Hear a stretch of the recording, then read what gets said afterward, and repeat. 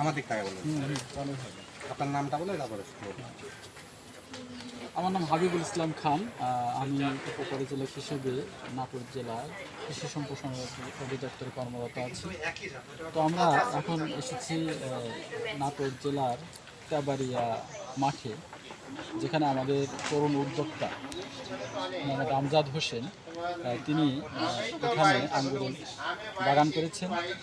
এটি আমাদের রাজশাহী কৃষি উন্নয়ন প্রকল্পের আওতায় এই বাগানটি করেছেন। এখানে আমাদের পলিনেট হাউসের মধ্যে আঙ্গুরের চাষ করা হয়েছে এবং আমরা দেখতে পাচ্ছি যে এখানে প্রায় ৬-৭ রকমের আঙ্গুরের আবাদ করা হয়েছে। প্রাথমিকভাবে এটি আসলে প্রদর্শনী আকারেই করা হয়েছে। আমরা আশা করছি যে এই আঙ্গুর এখন যে রকম দেখতে লাগছে, এটি যদি আমাদের সফল হয় এবং এটি যদি বীজবিহীন হয়, এটি যদি সারযুক্ত হয়, তাহলে আমার মনে হয় যে আমরা এটা সম্প্রসারণ করতে পারবো আরও ব্যাপকভাবে।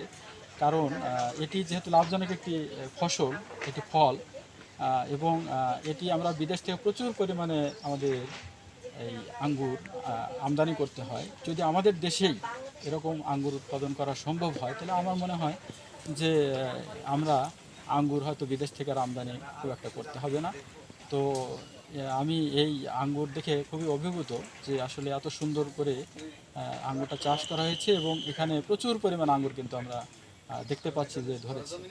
তো আমরা এই আঙ্গুর চাষের সফলতা কামনা করি কৃষি বিভাগ থেকে। আর আমাদের কৃষি বিভাগ সবসময় তৎপর রয়েছে যে জেলায় আরও বিভিন্ন জায়গায় যেন এটি ছড়িয়ে দেওয়া যায় এবং আমাদের তরুণ উদ্যোক্তা যারা আছে তারা যেন এই আঙ্গুর চাষে আরও উদ্বুদ্ধ হয়, সেই ব্যাপারে আমরা কৃষি বিভাগ তৎপর রয়েছি।